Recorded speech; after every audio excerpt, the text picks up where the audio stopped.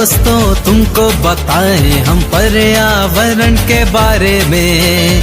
आओ दोस्तों तुमको बताएं हम पर्यावरण के बारे में। अगर चाहिए स्वच्छ हवा तो हरियाली बढ़ाओ आंगन में। चाहिए स्वच्छ हवा तो हरियाली बढ़ाओ आंगन में। कह रही है ये धरती फूल खिला दो मेरे आंचल में। आओ दोस्तों तुमको बताएं हम पर्यावरण के बारे में। आओ दोस्तों तुमको बताएं हम पर्यावरण के बारे में।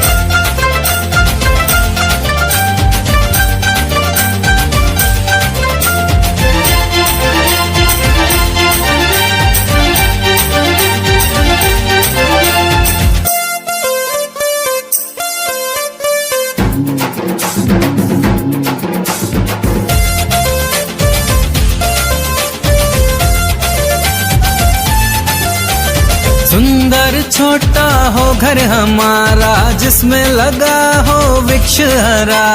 फूल लतर से दीवारें सजी हो, आंगन लगे तब हरा भरा। छोटा सा एक घर बनाओ, हर आंगन में वृक्ष लगाओ।